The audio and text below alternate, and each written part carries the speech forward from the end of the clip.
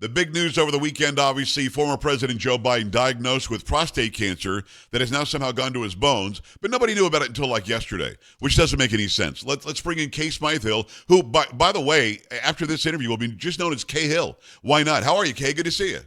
I'm good. I'm good. I'm looking forward to being just K Hill. I won't be legally K Hill for a long time because paperwork, but I'm looking forward to it. I felt it for a long time, so yeah, here Well, for it. God bless you. I'll call you whatever you want me to call you, just as long as you keep on coming on the program. So let's talk about Joe Biden. Obviously, he's had it for years and years. Even Rahm Emanuel's brother, Ezekiel Emanuel, who is a doctor for the DNC or something, he said, oh, yeah, he had to have it when he was the president. You don't just have prostate cancer that somehow goes to the bones, in 2 months. It doesn't happen that way. So what are your thoughts about why the diagnosis comes out now? Is it to get ahead of the Jake Tapper book, which is going to expose all the cognitive decline? Is it to make people stop going after him legally because he was like the kingpin of a RICO, organization, the Biden crime family? What do you find interesting about the timing of this diagnosis being released? I mean, firstly, it's really sad. I think when anyone has cancer, it's really sad. And I think a lot of people sort of are like, oh, how did they let it get to stage 4 and didn't realize? I'm like, well, you get automatically put into the bracket of having stage 4 cancer if you've had any other type of cancer before in your life. Like, even if it was like 20, 30 years ago, if you get cancer again, you are automatically stage 4. So Okay. that, I don't know, like that sucks. We've got family members going through that, and it's really not a good place. So that does break my heart, firstly. The timing, I completely agree. There is absolutely no way they either didn't know about this or like someone covered it up, I guess, in that sense. It's Right. feeling very sort of like first couple of seasons of West Wing right Right. now. And I think the real big thing that most people aren't really talking about is like the her tapes. Like they came out, that was his name, right? The Right. guy who interviewed HUR. Right. Biden. Her. Yes. Yeah. Like they just came out this weekend, Right. and you can't really find, I mean, you can find stuff on them, absolutely, but it definitely showed like marked cognitive decline. And so we've essentially got this sort of like scandal of the century that's coming out at the sort of same time that all the stuff is coming out about the COVID vaccines. We're seeing all of this stuff sort of come out about just like look at all of the different things that are going on in the world. Like if they own, like as in the Bidens, the DNC sort of still own that brand of media. I mean, they clearly don't own Jake Tapper anymore. He'll like, I don't know, he just seems like he'll sell out to anyone at this Well, point. he lied for 4 years, and now he's going to do a Yeah. book saying why he lied, I guess. Because this is the same Jake Tapper that constantly on CNN acted like there wasn't a cognitive issue. He was interviewing Dr. Jill Biden, who, by the way, is not a medical doctor, or else she might have seen this coming, but interviewed Dr. Jill Biden, the education doctor, and went there, said, hey, what about his age? And she said, we're not doing that. We're not going there. And Jake Tapper said, okay, I guess we won't go there. So Yeah. the idea that he's some sort of investigative journalist now doesn't fly with me. But let me ask you this. Because again, they had to have known about this. Even with Mm-hmm. his most recent physical, the doctor had to have known about it. We're hearing about Parkinson's doctors that were showing up at the White House. Is this anything less than elder abuse? I mean, his entire family had to be jacking him up with something, adrenaline or something, Adderall or something, to send him out there to do a speech once every 3 weeks. And the entire time, we saw him crumbling in front of our faces. Yeah, we were all standing there watching it happen, and we were all called conspiracy Right. theorists. Like, I mean, like just another one sort of like checked off. Oh, no, that was true. The frogs are gay, as it turns out too. No, anyway, but no, I'm not even like that. Like, I'm not even joking that hard. Like, if you actually look into that research, the frogs did change genders, but it just goes to show, like, when you come out with these crazy things, like saying, hey, the president is clearly in a state of cognitive and like complete physical decline. A, he shouldn't be running for president again. B, what is his family doing, forcing him to be in this situation? Definitely a form of elder abuse. And it's also a massive fraud perpetuated against every single voter.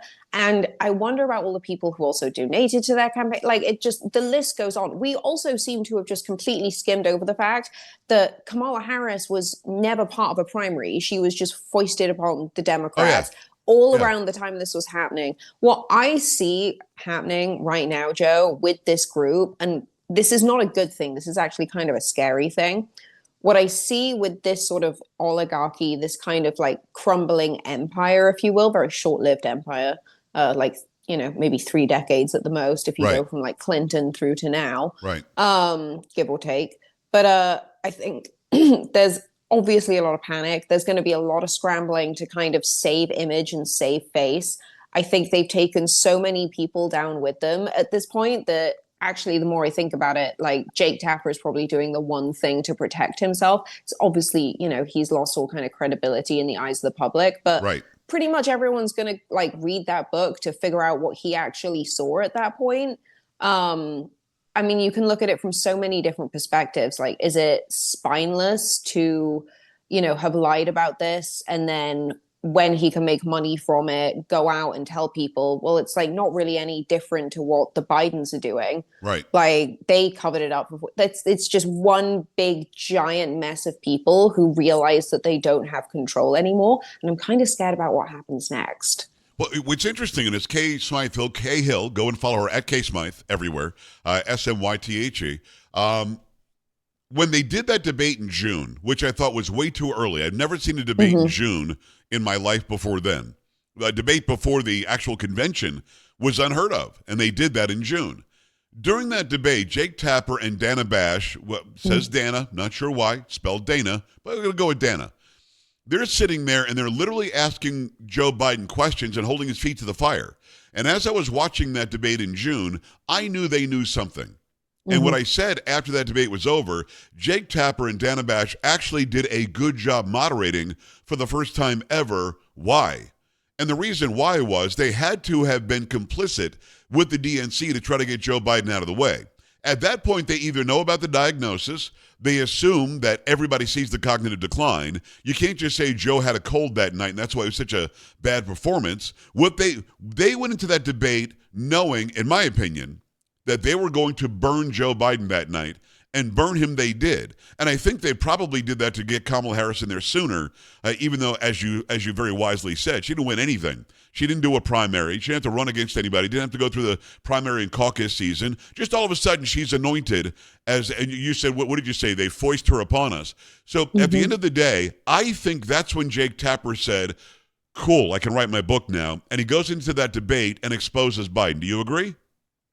I think that's absolutely on the money. And this is why we all listen to Joe Pags. Heck yeah. That's what we do. No, it just seems to make sense that they, at that point, either somebody at the DNC gives them the wink and the nod, hey, okay, you go at him now, and they literally did journalism that night, or they made the decision on their own. I'm not sure which one happened, but there was a decided difference between how they handled Biden then and how he was handled in the debates 4 years earlier.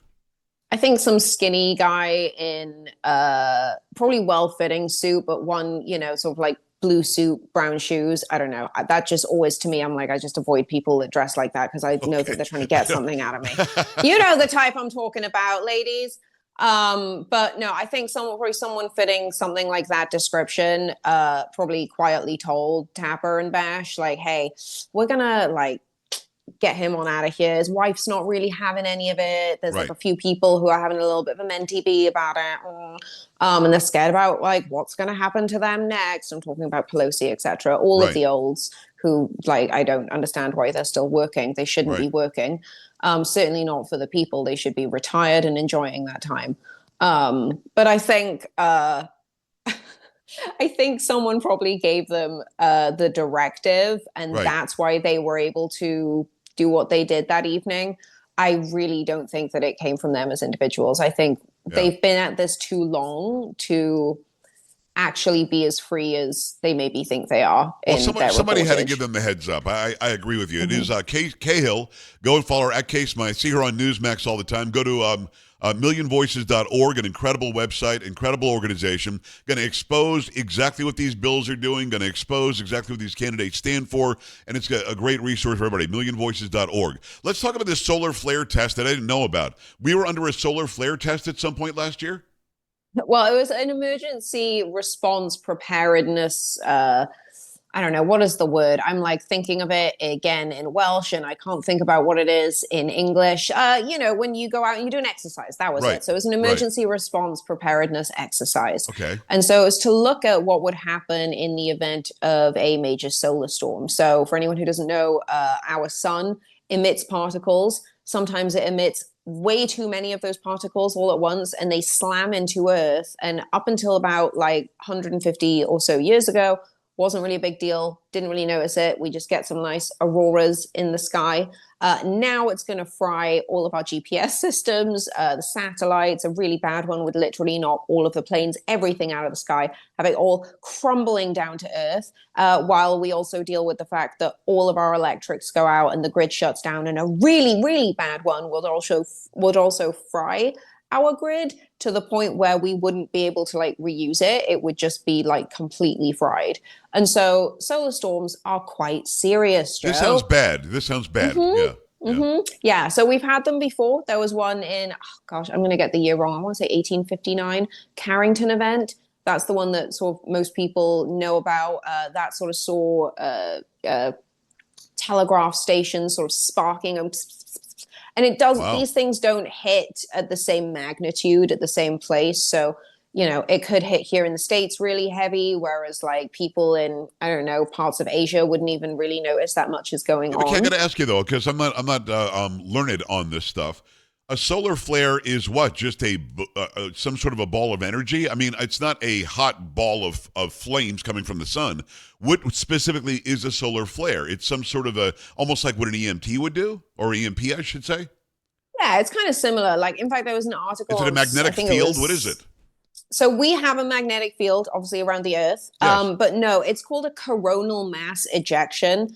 Now, I'm going to Sorry? embarrass myself. Coronal mass ejection, Okay. CME. Go ahead. And so it's essentially, yeah, sort of supercharged particles. I'm not a physicist. I did chemistry at school, and I'm not even that good at that. I'm a geographer. So I don't know exactly what the particles are that get all heated up. I assume it's probably like helium and all the other stuff that's like in the sun or whatever. But anyway, that sort of like plunges towards Earth, and obviously we have the magnetic field that we have that protects us from most of this stuff. But these things can get through it. Yeah, and we actually have a lot of fluctuations in our magnetic field right now. So it's not like a constant.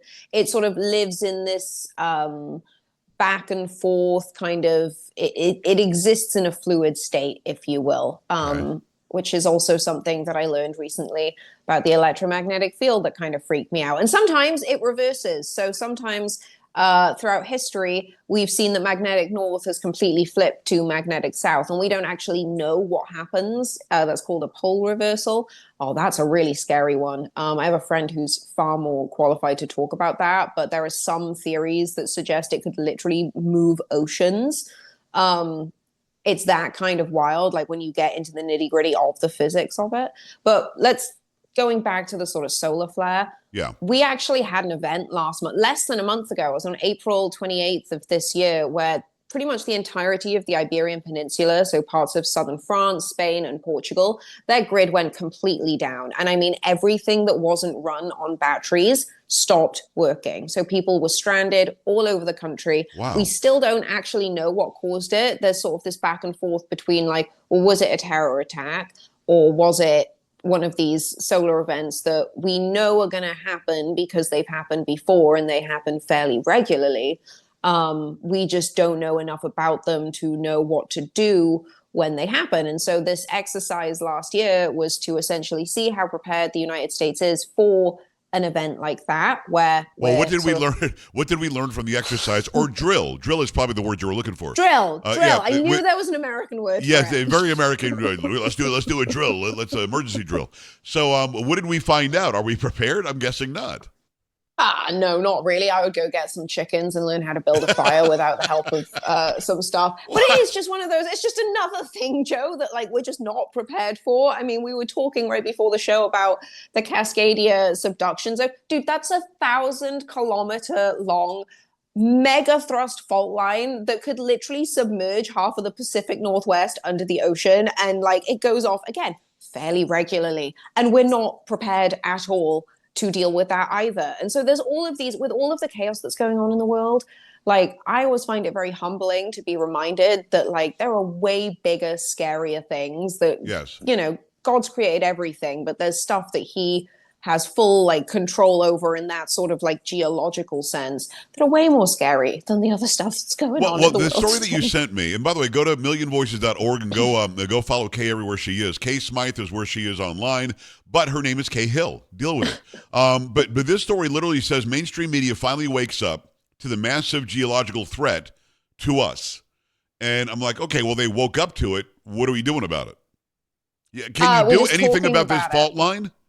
No, we can't do anything about that. But I think that when you look at the difference between, say, the 2004 Boxing Day tsunami, where we had 250,000 people were killed, and that tsunami and earthquake hit in, predominantly at that point in time, developing countries, versus sort of what happened, I think it was 2011 with the Japanese tsunami, where you only had about 20, I think it was like 28,000 people killed, where you've got the infrastructure, you've got the warning systems, you've got the stuff in place. They educate their children regularly on how to deal with massive disasters like Right, this. right. And I really like it's the only truly frustrating thing about being a non-American in America is trying to explain to people here, like, just because nothing seriously awful and terrible, bar like 9/11, obviously, has happened like in your lifetime, or maybe in the last like 250 years, really, compared to like what Europe's been through with like World War II. Like, just because that stuff hasn't happened doesn't mean it won't happen. Right. And so I think there's like this short-term ignorance that all my military friends talk about. When they go out to the rest of the world, they realize all these terror cells and stuff. They have such long-term thinking about their goals. Whereas like, we live in a 2-hour news cycle basically these days here in the States. And so I think that there's this ignorance towards these longer term threats because they're not that immediate. There is still a lot of money that can be made in preparing from them, but most people just haven't figured out how to make that money yet. So I think that's Right. another key factor in there. It is Kay Hill. Go and follow her at Kay Smythe, Smythe. You can go see her on Newsmax all the time. Go to millionvoices.org. I know that you're updating the website, and you guys have all sorts of information about the bills that are being bandied about in Congress. I want people to go to millionvoices.org every single time. Kay, we're frankly out of time. You're amazing. You always show up and tell us how just nothing but good news. We feel good about our future after talking to Kay Hill. Kay, you're the best. We'll talk soon. Cheers, thanks, Joe. Bye. All right, we're back after this. Stay right here.